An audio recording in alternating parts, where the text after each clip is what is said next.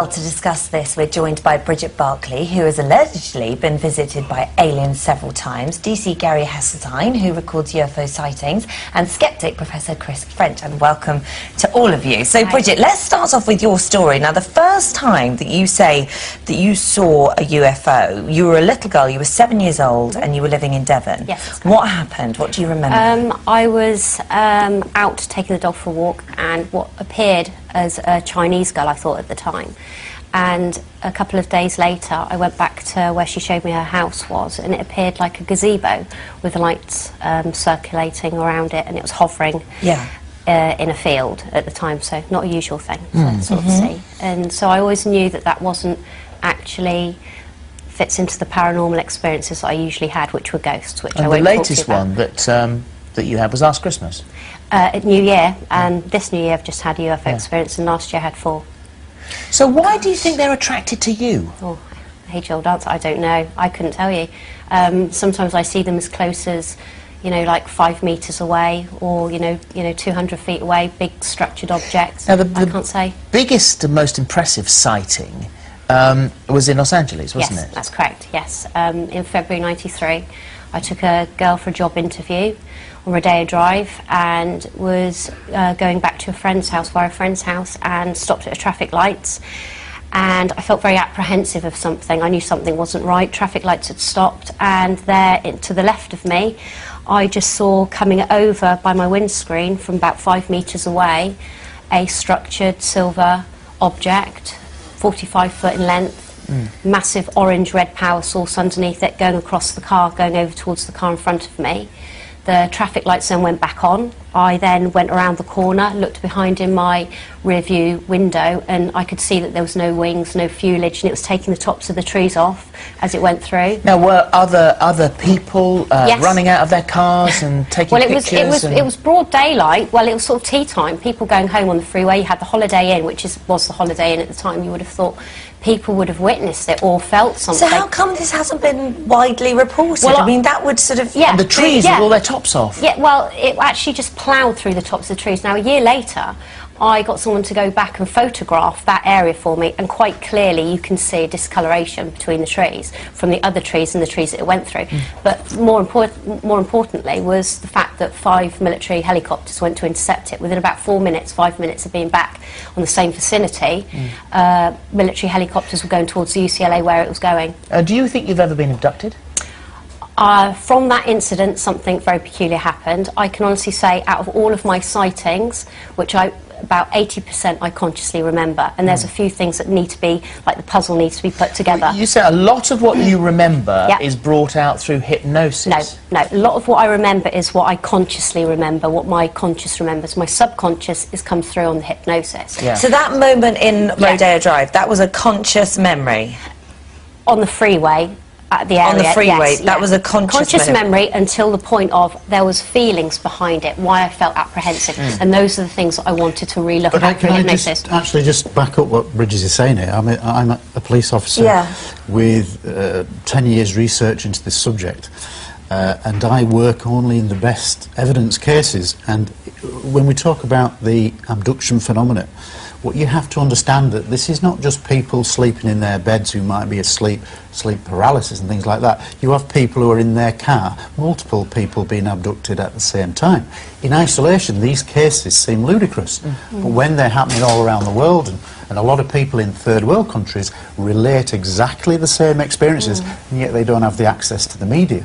So there's something quite clearly going on. So you are a serving police detective constable. Yep. And you have started off this PROFOS, haven't you? PROFOS, Police Reporting UFO Sightings. What do the force think about this? What do the force think about it? I'm not at liberty to say it, but suffice to say that in 10 years of research, I started off with 6 cases involving 10 officers, and now over 425 cases involving over 900 British police officers. So, Gary, you said that if you went into a court of law, you could provide enough evidence to categorically prove the existence of UFOs. And it would point very seriously towards ET being... So what is it? What's the bit of evidence that you've got? What, I don't... How long have you got? Well, about 3 minutes. All right, where it goes wrong. All right, then. Well, let me tell you where I come from on this subject. I'm a detective. I look at evidence. I'm trained to look at evidence. I know what evidence is. If I don't know what evidence is, I should be shot. Right. All right? So I know what evidence is and what would stand up in a court of law. And when I look at the best evidence of the subject, not the 97% that can be explained and rationalised, misinterpretation, the 97% leaves 3%. At the hardcore of the 3%, there are 2,000 military pilots who've gone on record, often in intercept situations, 75-minute dogfights, confirmed on airborne radar, ground radar, 3,000 commercial pilots. There are astronauts and cosmonauts who've seen these things and gone on the record. Really? There are hundreds of radar operators, observer corps, people who study the sky. There are hundreds of air traffic controllers who've seen these things. But unfortunately, the media does not report the best evidence. I'm not interested in the 97% that can be explained. But if you look at the hardcore, come back and bring us it's the real. best evidence. We'll report it for you. Well, I'll put you a challenge. I'll give you some evidence, and I want somebody like Chris here to explain it to me. Well, Chris, I'd love that. Well, let's do it. That's it. We're booked. We'll make that You're happen. taking over my life. You're organising it. Last time it was Sorry. on Ghost Hunt. Supernatural Sounds week good to me. extends. Sounds good to me. We're off next week, but we'll sort this out for when we Right. come back. Why wouldn't it be true? Why would you say this can't happen? Why I couldn't don't say it happen? I don't say it can't happen. I say I'm not convinced by the evidence that's available. I mean, there are a couple of big assumptions in Gary's approach there. One is that, you know, he accepts that 97% of cases have mundane explanations, things like air balloons, things like meteorites, whatever. He accepts that, but says it's the 3% that don't have those obvious explanations that he thinks point towards ET. Chris, No, let me say, I'll let you speak. My argument would be, why do you assume that you would be able to explain 100%?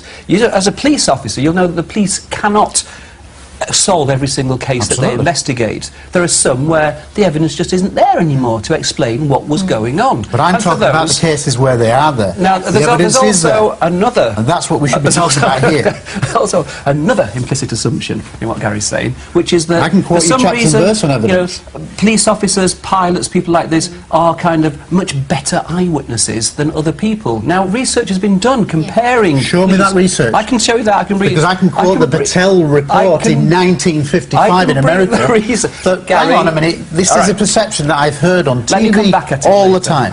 All right, the Battelle report in 1955, commissioned in 1955 by the US Air Force, it studied best caliber, highest caliber witnesses, and it concluded very strongly that the better the trained observer, the better the quality of the unknown sighting. There is recent research... We're up against the clock. Yeah, I know. So you've got... No.